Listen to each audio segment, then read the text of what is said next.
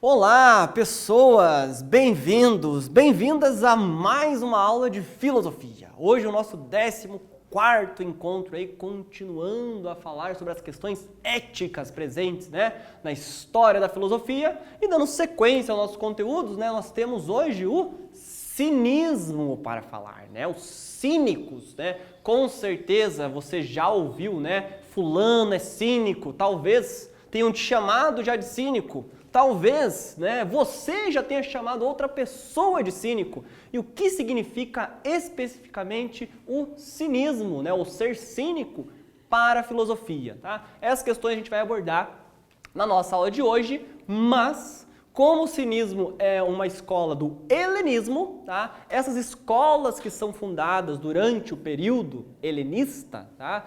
São bem parecidas nas questões que elas abordam, Nós já estudamos o estoicismo, na última aula, e na aula anterior ainda o epicurismo. Então vamos se lembrar um pouquinho do que esses filósofos disseram, porque os cínicos vão trabalhar as mesmas questões, os mesmos conceitos, só que por um outro ponto de vista ainda, tá? Então, defina, tá, de modo breve aí nas suas palavras, aí pode colocar nas suas anotações, no seu caderno, ou digitando mesmo no celular ali, Você pode colocar ali, defina de modo breve os estilos de vida proclamados pelos epicuristas e pelos estoicos. Qual que era a vida boa defendida para os epicuristas e qual a vida boa defendida para os estoicos? Coloque com suas palavras essas duas explicações e na sequência a gente vai ver o que os cínicos têm a responder também sobre qual seria o estilo de vida bom. Perfeito? Responda aí e a gente já volta.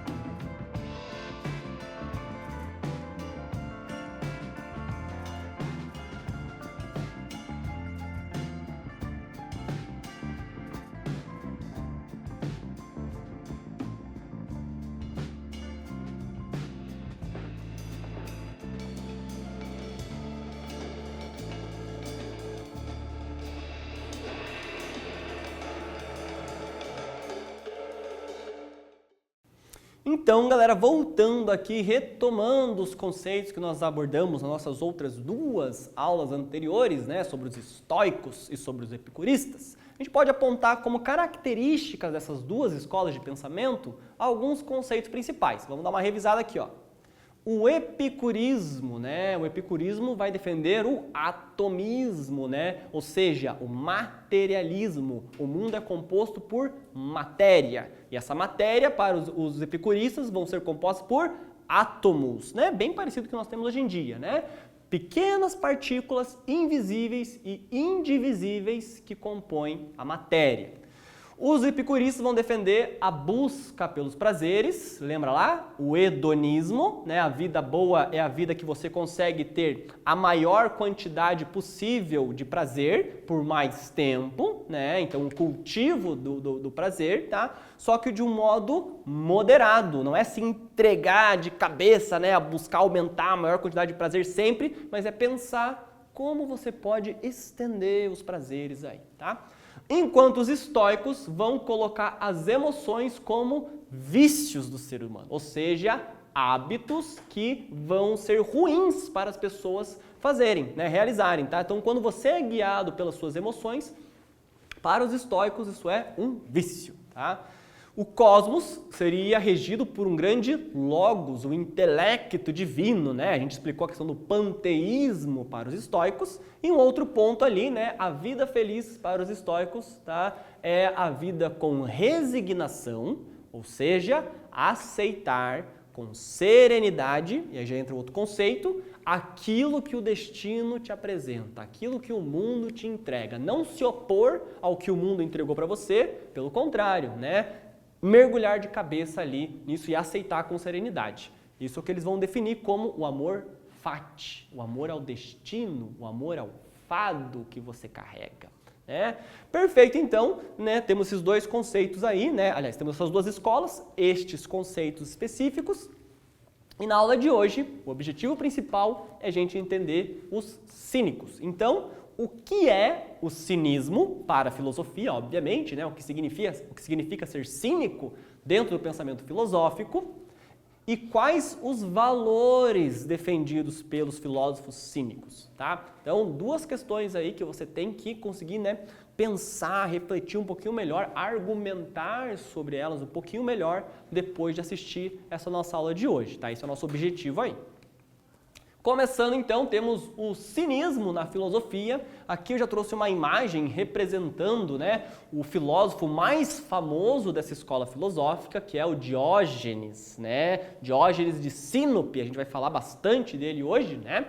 E o Diógenes está ali no meio de uma multidão que olha meio curioso, né? Curiosa para ele ali, meio com um sorriso, né, de canto de boca, né, olhando para ele, né? E Diógenes está ali com seu cajado na mão, né, e a lamparina, né, com a vela, com a luz acesa ali, né, em plena luz do dia. O que isso significa dentro da filosofia dele? A gente vai ver um pouquinho mais sobre isso aí, tá?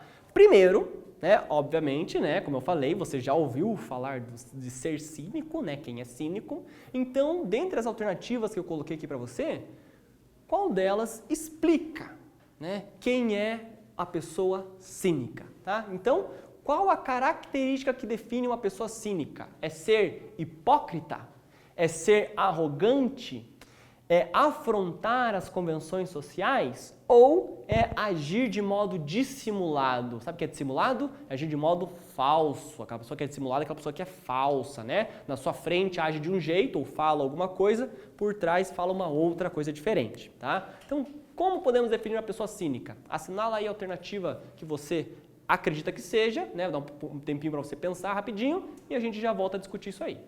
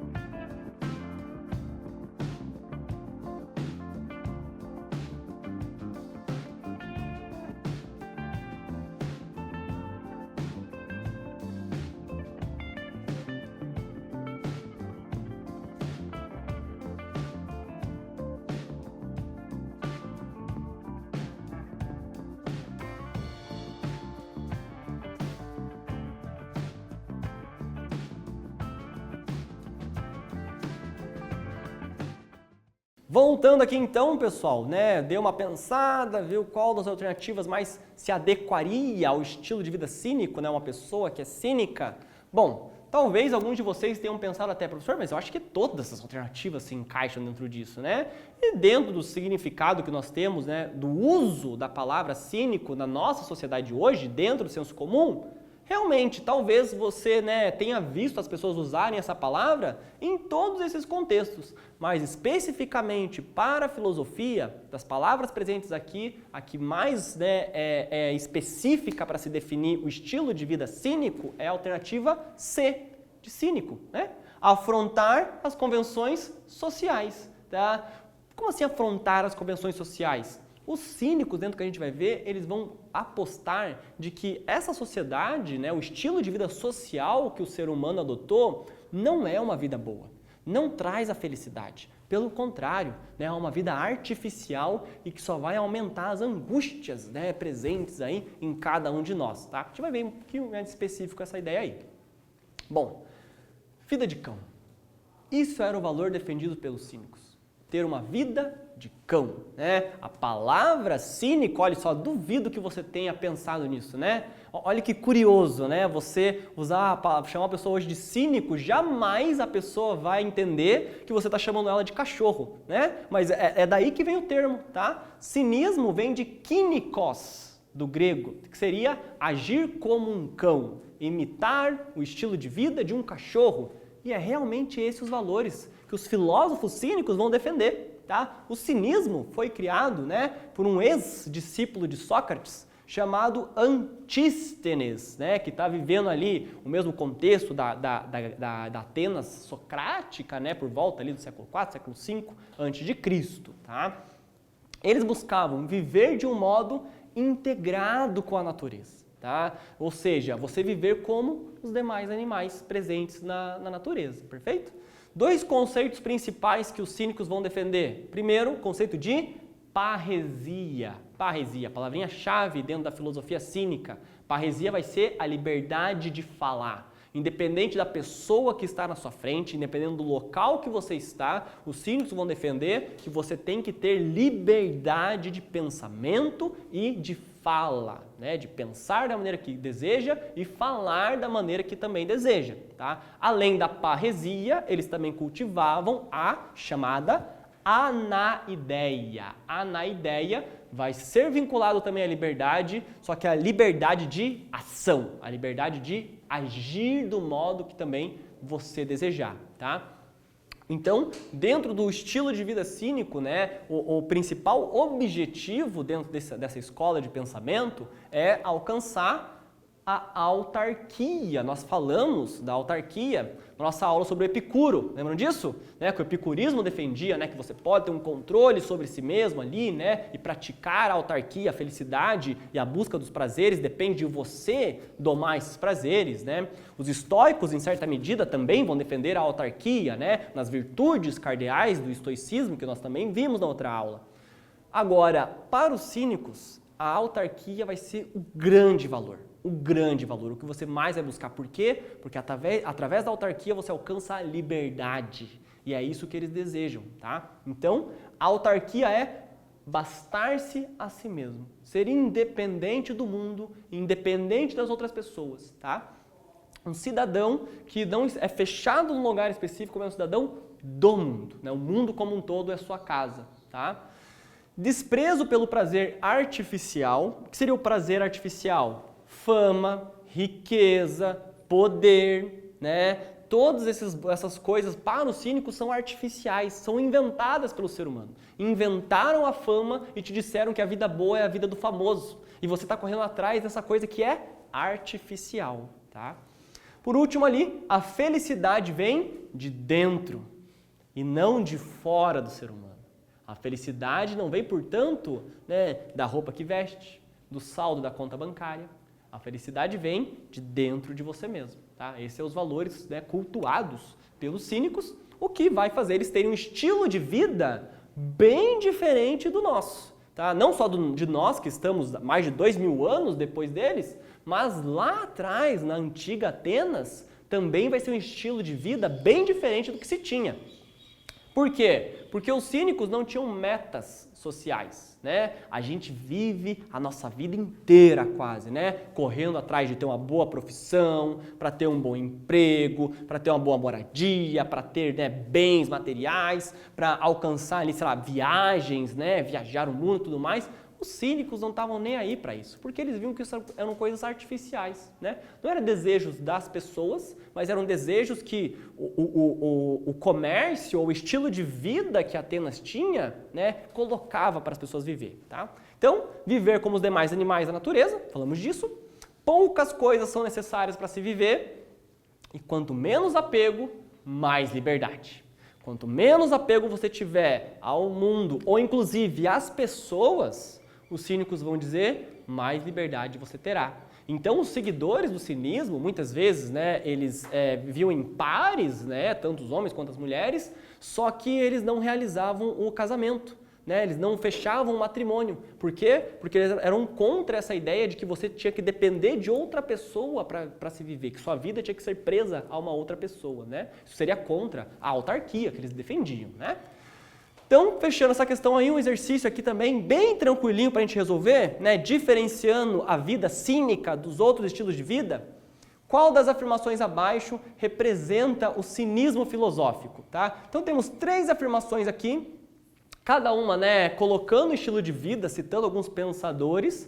Qual deles representaria o cinismo? Dê uma relida, uma pensada e a gente já volta.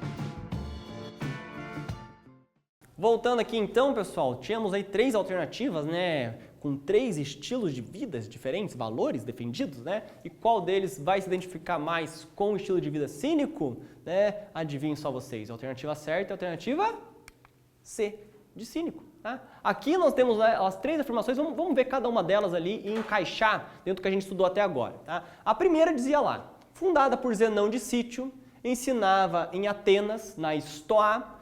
Entre seus representantes da Roma Imperial destacam-se Sêneca e Marco Aurélio. Tá? Essa escola filosófica não é o cinismo, mas seria o estoicismo, filósofos da Estoa, então os estoicos. Né? Temos ali o Sêneca e o Marco Aurélio como representantes do estoicismo na filosofia. A letra B diz, desenvolveu uma argumentação para mostrar que é necessário suspender o juízo, ou seja, não julgar, né? Suspender o juízo, não julgar. Recusar a sua adesão a todo dogma e alcançar assim a tranquilidade da alma. Quem são os filósofos que vão dizer que, né, não existe verdade universal, não existe valores universal, então você tem que suspender o seu juízo? Esses seriam os defensores do ceticismo filosófico, né? Os céticos que vão duvidar dos valores, né? Duvidar não só dos pontos principais da filosofia, tá? Mas também da própria questão da virtude, o melhor comportamento. Como assim o melhor comportamento, né? Os céticos duvidavam disso.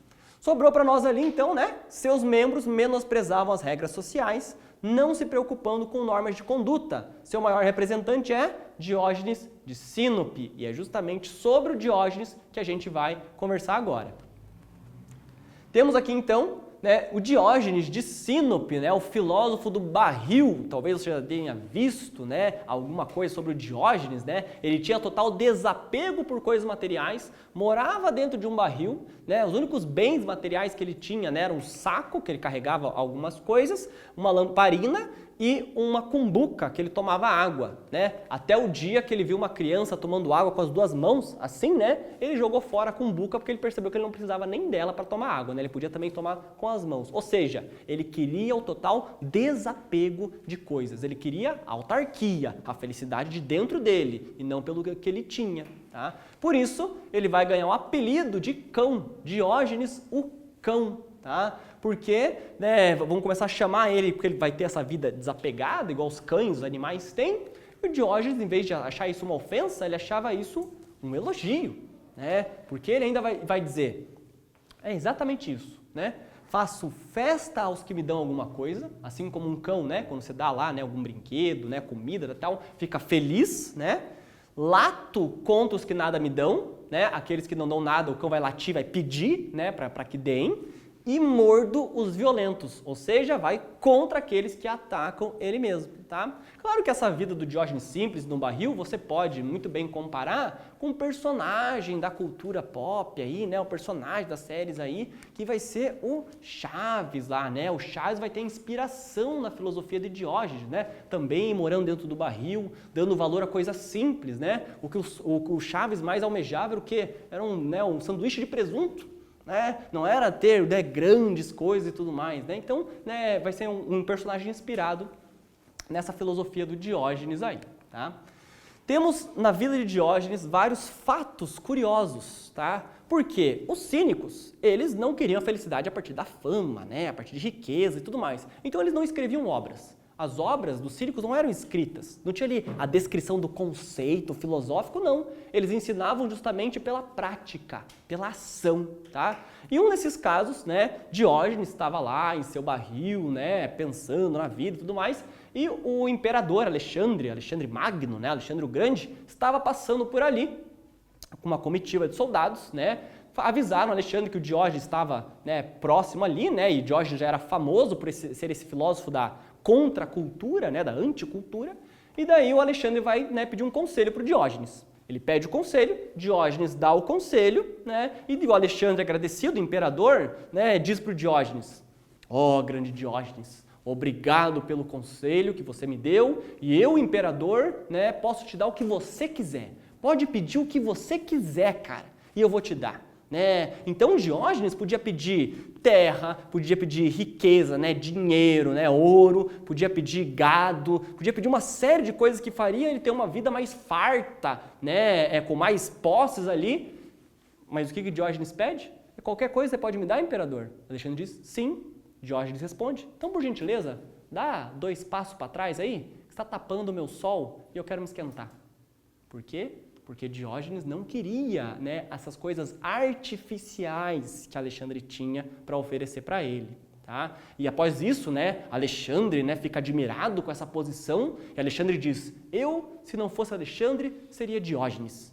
E o Diógenes responde, eu, se não fosse Diógenes, também seria Diógenes. Né? Esse é o estilo, né, da filosofia do filósofo cínico aí. Tá? Outro ponto importante é a relação do Diógenes com o Platão, né? Porque o Platão era esse cara que buscava as verdades inteligíveis no mundo das ideias e tudo mais, Para os cínicos, isso nada significava, né? Então Diógenes tirava sarro dessa filosofia do Platão, né? Uma vez Platão disse que o ser humano é um bípede sem penas, numa das aulas dele lá, né? Um bípede é como se fosse uma galinha sem penas, né? Diógenes, para justamente usar, né, da ironia e desse sarcasmo que ele tinha, né, para criticar essa filosofia, né, transcendente e tudo mais, Diógenes pega uma galinha, depena a galinha e joga no meio da aula do Platão, né? Eis o homem segundo Platão aí, né? Uma história interessante da vida de Diógenes é que Zenão, né, um dos seguidores de Parmênides, né, estava em Atenas, né, explicando sua teoria da imobilidade do ser. Para Zenão, o movimento não existe. Você vê as coisas se moverem, mas isso é uma ilusão, né? Ele estava defendendo a teoria de que por trás as coisas são imóveis. Diógenes, para tirar sarro, né, e mostrar, né, a falha essa teoria do Zenão, Diógenes, né, Zenão está lá explicando a teoria, né? Não, porque o movimento não existe, o movimento é uma ilusão. Diógenes começa a dar voltas em torno do Zenão, enquanto ele está falando, né? Fica dando voltas em torno dele, dizendo, realmente, o movimento não existe, o movimento é uma ilusão, isso mesmo, né? Então, tiramos sarro dele ali, tá?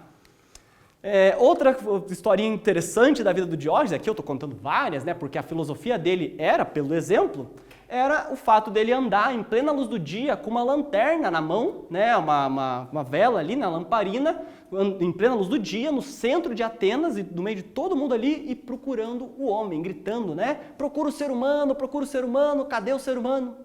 As pessoas diziam, Diógenes, você está maluco? Você não está vendo a gente aqui? Olha aqui, ó, seres humanos. Diógenes então parava e dizia, não, mas eu procuro o ser humano honesto.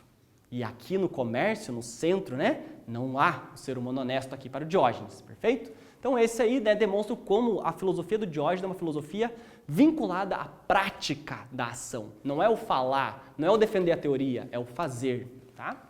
Então Diógenes procurava o verdadeiro ser humano, que para ele era algo que ultrapassava esse ser social que vive segundo regras convencionadas e busca ser feliz por meio de coisas artificiais, como a fama, as honras e as posses. Perfeito?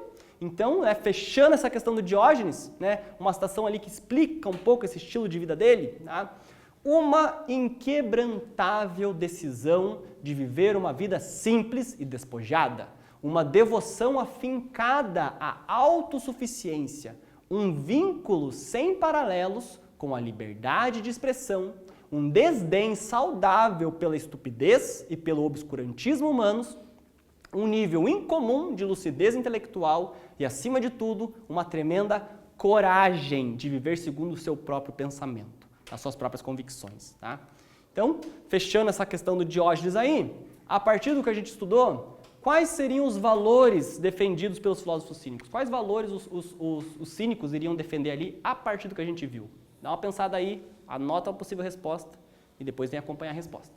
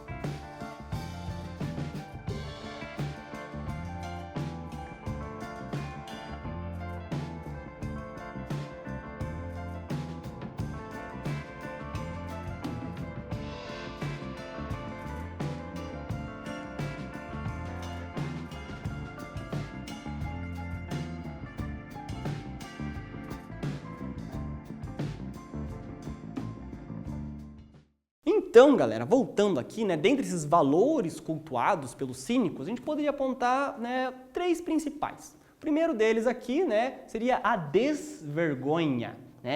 Hoje, na nossa vida, a gente tem uma vida pública e uma vida privada, né? Tem coisas que a gente faz quando nós estamos sozinhos, uma maneira de agir, e tem coisas que a gente faz quando a gente está na frente de todo mundo. Nós não agimos da maneira que a gente quer na frente de todo mundo. Os cínicos vão cultuar essa desvergonha, né? Não existe, né, essa diferença de vida pública e vida privada. Os cínicos, tal qual os animais, não diferenciavam a vida pública da vida privada e assim agiam de modo que bem pretendiam na frente de todos, né? Por quê? Porque a moral que reside no âmbito público para os cínicos é artificial, então não me importa segui-las.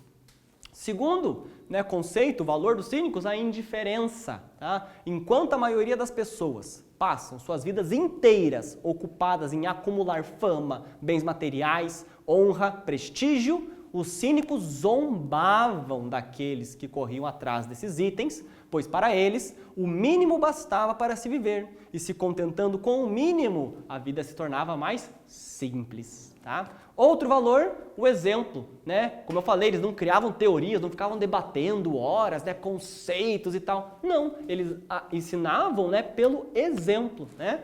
Assim como os animais. A filosofia cínica é ensinada pelo exemplo, pela prática, né? Não há um pensar cínico, não é eu tenho um pensamento cínico. O cinismo é um agir cínico, uma filosofia da ação, portanto, tá? Então temos esses valores aí com premissas do cinismo, tá?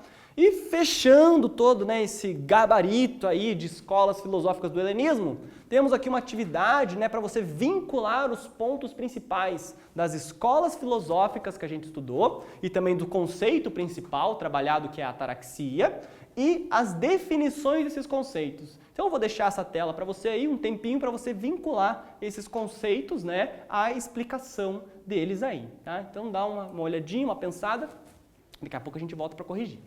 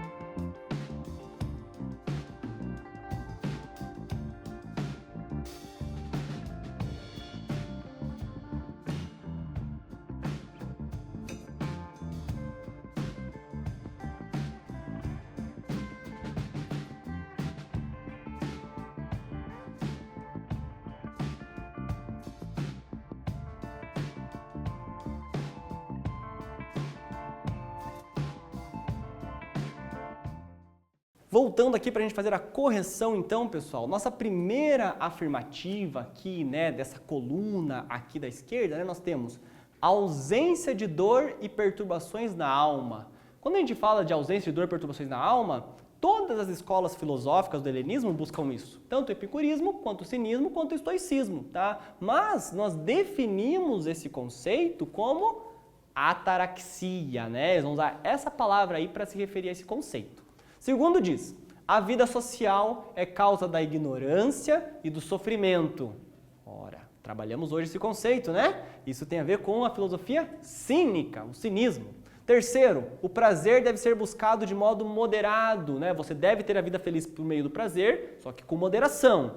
Quem defende isso são os epicuristas. E por último, diante daquilo que não podemos controlar, devemos apenas aceitar. Esses são os filósofos do estoicismo, tá? Então aí temos, né, uma definição simples, fácil das escolas filosóficas, né, do helenismo que a gente estudou, e fechando nossa aula de hoje aí, né, o que tem que ficar do cinismo é que eles prezavam pela liberdade, tanto de você agir quanto de você falar, né?